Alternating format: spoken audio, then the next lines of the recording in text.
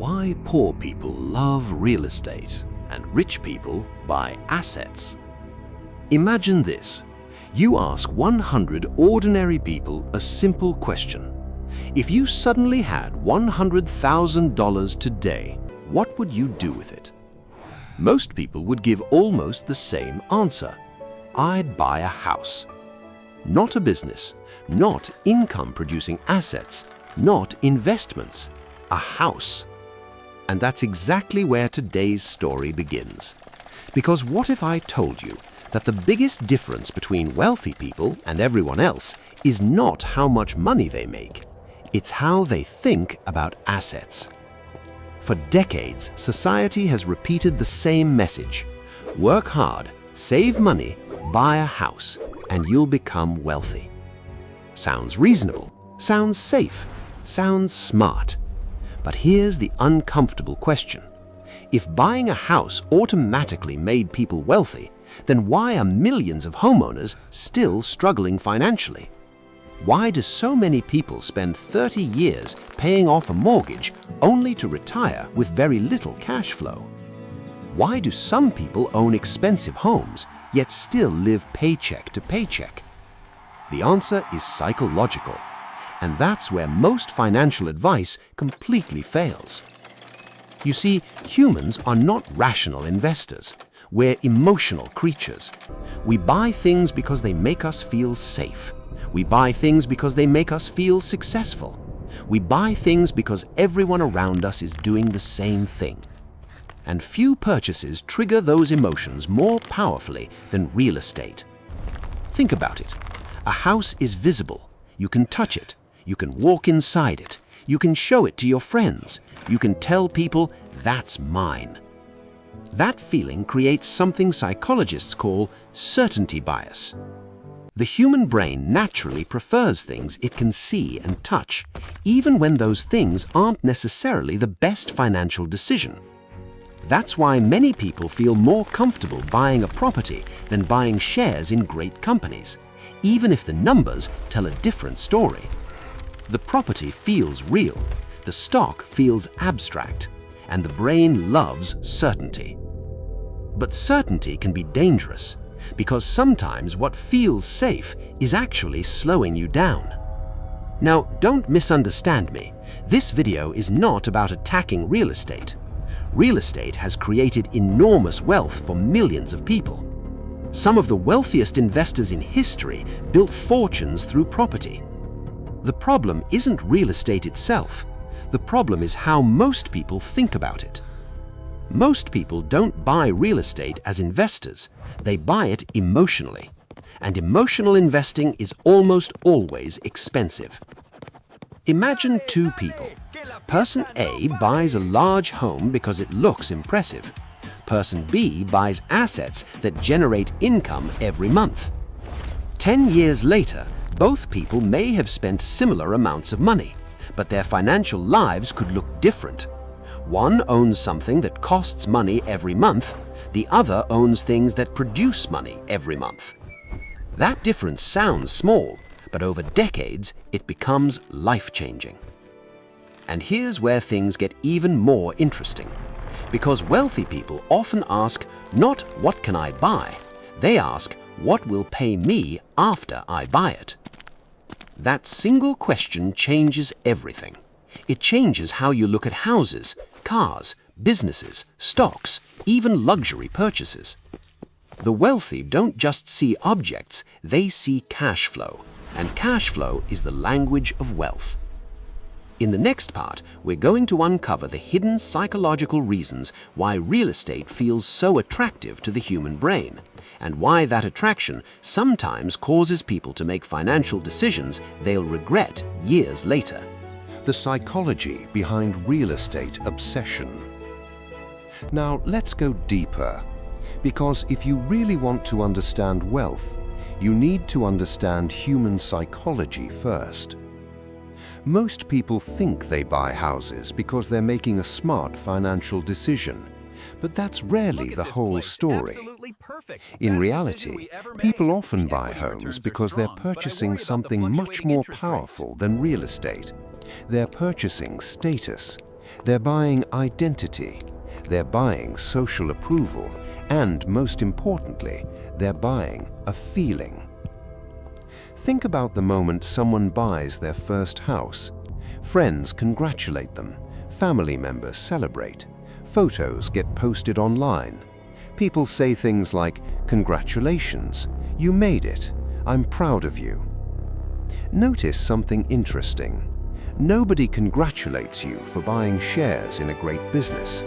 Nobody throws a party because you invested in an index fund. Nobody posts pictures celebrating a diversified portfolio. But buy a house, suddenly everyone notices, and the human brain loves recognition. In psychology, this is called social validation. Humans naturally seek approval from the people around them. For thousands of years, belonging to the group increased our chances of survival. That's why social approval still feels rewarding today. Your brain literally releases feel-good chemicals when people admire your success. And that's exactly why real estate becomes emotionally powerful. Everyone is so proud of The you. house is no longer just a building. It becomes a symbol that tells the world, "I've succeeded." The problem, symbols don't always create wealth. Sometimes they only create the appearance of wealth, and those are two very different things. Let's imagine two neighbors. One owns a beautiful home worth $1 million. The other owns several boring investments that generate income every month. From the outside, the first person looks wealthier. The house is visible. The investments are invisible, but appearances can be deceptive, because wealth isn't what people see. Wealth is what continues paying you when nobody's watching. This is where another psychological bias appears: ownership bias. The moment we own something, we automatically start valuing it more. Psychologists have studied this for decades. People consistently overestimate the value of things they already own. Why? Because ownership creates emotional attachment, and emotional attachment clouds judgment. That's why homeowners often believe their property is worth more than it actually is. It's why people become emotionally defensive when someone questions real estate. And it's why many investors refuse to sell poor investments. They're not protecting money, they're protecting their identity. Now here's where things become dangerous, because ownership bias combines with something called confirmation bias. Confirmation bias is the brain's tendency to search for information that supports existing beliefs. Imagine someone buys a house. After that purchase, their brain starts looking for evidence that proves it was the right decision. They pay attention to stories about property prices rising. They ignore stories about maintenance costs. They notice successful property investors. They overlook unsuccessful ones. Without realizing it, they create a financial echo chamber, a world where every piece of information confirms what they already believe. And that's how financial myths survive for generations. The truth is, real estate can be an incredible investment, but it can also be a mediocre investment, and sometimes it can be a terrible investment. The outcome depends on numbers, not emotions. Yet most people make the decision emotionally first, then justify it with numbers later. The wealthy often do the opposite. They examine the numbers first, then make the decision. And that difference changes everything. Because one group is chasing feelings, the other is chasing cash flow. One group asks, "How will this make me look?" The other asks, "How will this make me money?" At first glance, those questions seem similar, but over a lifetime, they lead to completely different financial outcomes. And that's exactly why some people spend decades working for money, while others gradually build systems that make money work for them. But real estate isn't the only place where psychology influences investing. Because there's another reason many wealthy people think differently, a reason that's rarely discussed. In the next part, we'll explore how rich people view assets differently from everyone else, and why that single mindset shift can completely transform the way you build wealth. Why rich people think differently about assets. Let's do a quick experiment. Imagine someone gives you $1 million today. No strings attached, no taxes, no conditions. Just $1 million. What would you buy? Most people immediately start thinking about things. A bigger house, a luxury car, vacations, expensive watches, maybe even early retirement. Now let's ask a different question. What would a wealthy investor do? The answer is surprisingly different, because wealthy people often focus less on what money can buy and more on what money can produce. That single difference changes everything. You see, most people look at money as a resource. Rich people look at money as an employee. Read that again. Most people see money as something to spend. Rich people see money as something to put to work. And that's where assets enter the picture. An asset is not something you own. An asset is something that puts money into your pocket. That distinction is critical, because many people believe they're buying assets when they're actually buying expenses. Let's take an example. Imagine you buy a luxury car. The moment you drive it home, it starts losing value. Insurance costs money, maintenance costs money, fuel costs money, repairs cost money. The car may look impressive, but every month it's taking money out of your pocket. Now compare that to an income-producing asset. Maybe it's a business, maybe it's dividend-paying investments, maybe it's rental property, maybe it's intellectual property. Every month, that asset generates cash flow. Instead of costing you money, it pays you. And wealthy people become obsessed with this difference because they understand a simple truth. Financial freedom doesn't come from owning things. It comes from owning systems that generate income. Think about that. If you stop working tomorrow, what continues paying you? That question reveals more about your financial future than almost anything else. Because wealth is not measured by what you own, it's measured by how long your assets can support your lifestyle. A person with $1 million home and no cash flow may appear wealthy. A person with multiple income-producing assets may actually be wealthy. Those are not the same thing. One has appearance, the other has financial power. And here's where many people get trapped. As income rises, lifestyle rises too. Bigger house, better car, more subscriptions, more expenses, more obligations. They earn more, but somehow feel no richer. Why? Because they're upgrading liabilities faster than they're acquiring assets. Wealthy people often reverse that process. Before upgrading their lifestyle, they upgrade their cash flow.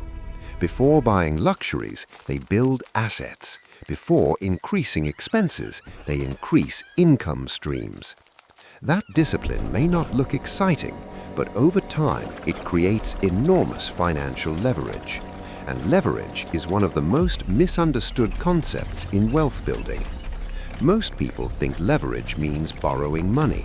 Sometimes it does, but the best form of leverage is ownership. Ownership of businesses, ownership of investments, ownership of assets that continue producing value while you're sleeping, while you're traveling, while you're spending time with family. That's the power wealthy people chase.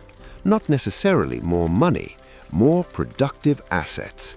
Because every productive asset becomes another worker on their financial team.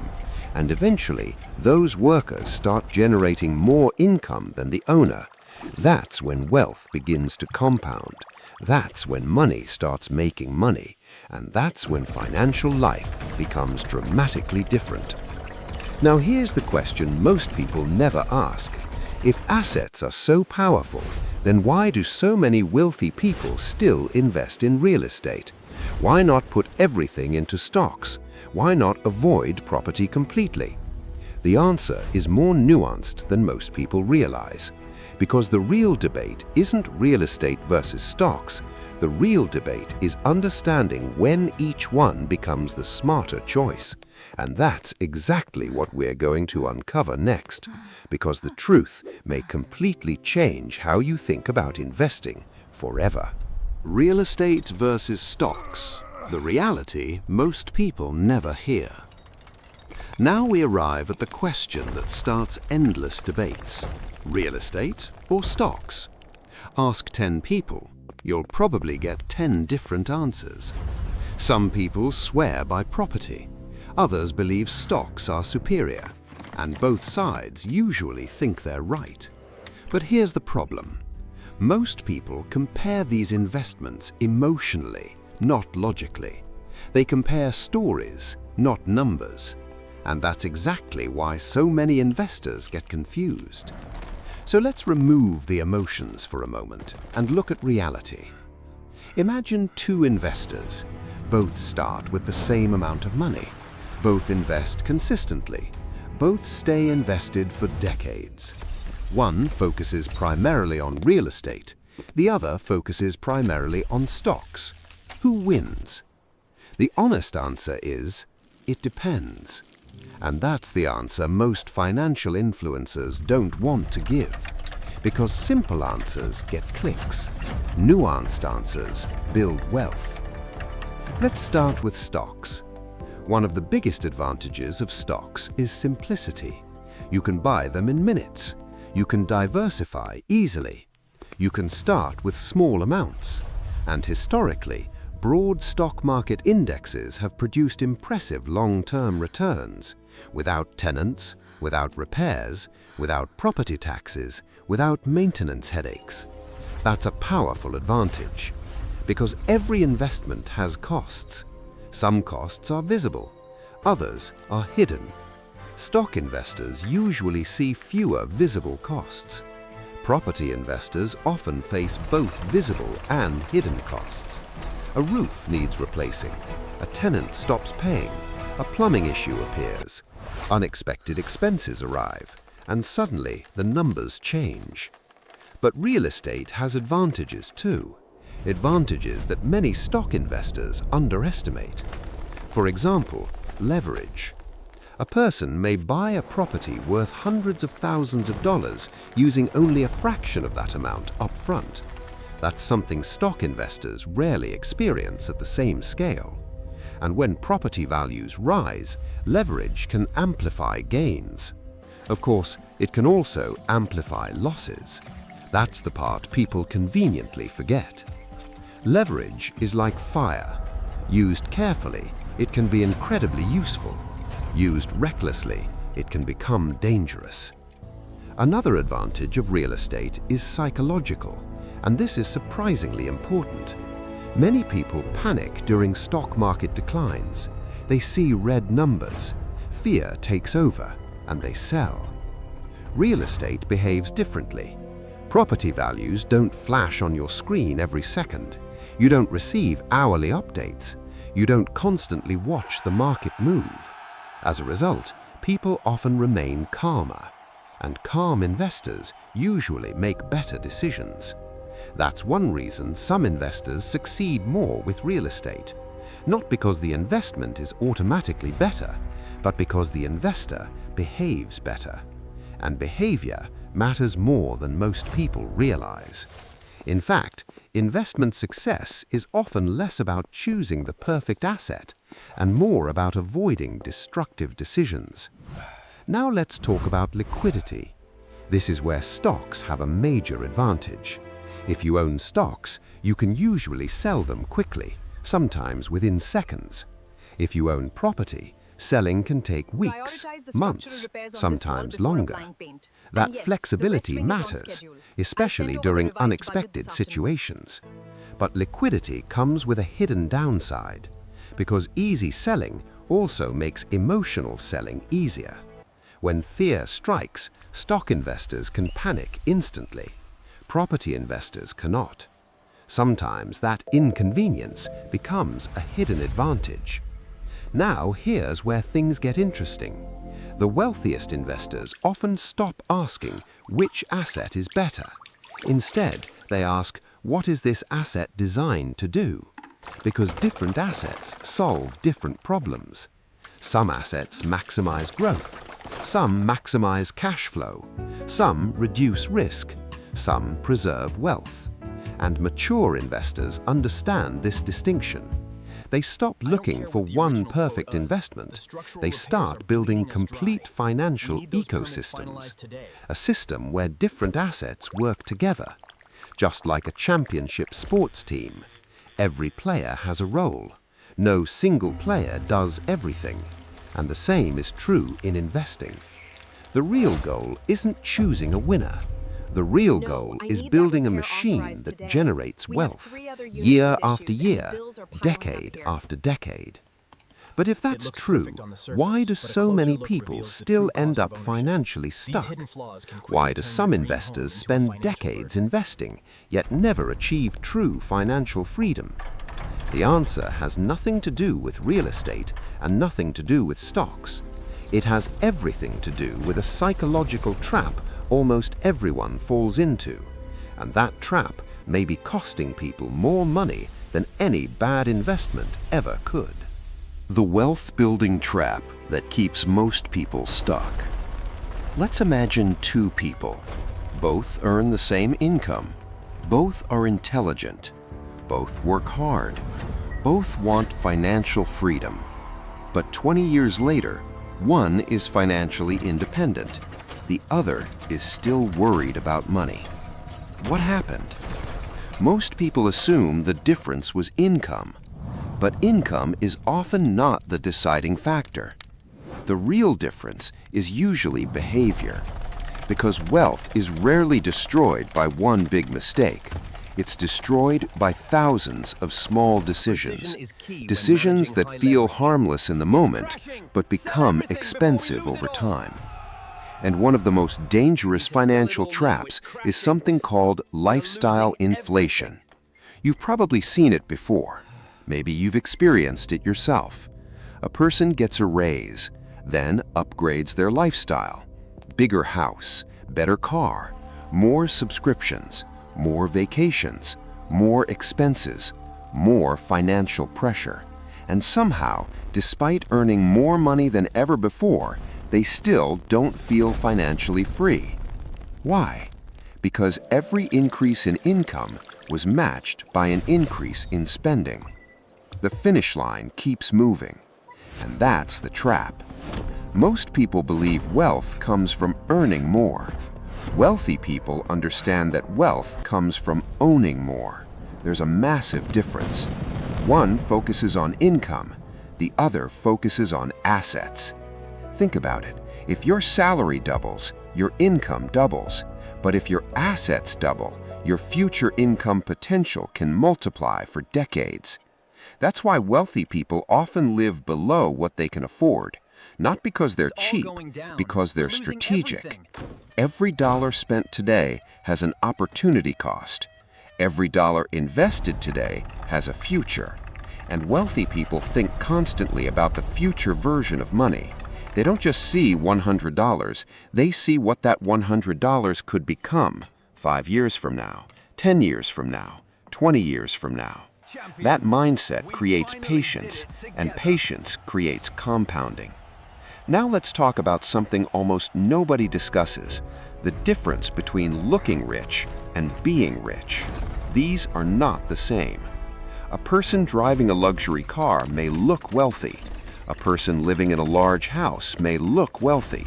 A person wearing expensive clothes may look wealthy. But appearances reveal very little about financial reality. Real wealth is often invisible. It's the investment account nobody sees. It's the business quietly generating income.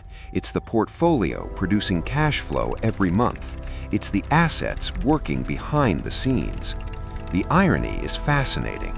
Many people spend money trying to look rich, while wealthy people often spent years becoming rich. One focuses on image, the other focuses on ownership. And over time, ownership wins, every single time. This is where most people misunderstand financial freedom. Financial freedom isn't having enough money to buy things, it's having enough assets to buy back your time. That's the real goal. Because money is replaceable, time isn't. Think about the wealthiest people you know. What do they really have? More houses? More cars? Maybe. But their greatest advantage isn't possessions, it's options. They can choose how they spend their time. They can choose where they work. They can choose when they work. They can choose whether they work. That's freedom. And freedom is created by assets, not consumption. Assets buy options. Assets buy flexibility. Assets buy time. And time is the most valuable asset on Earth.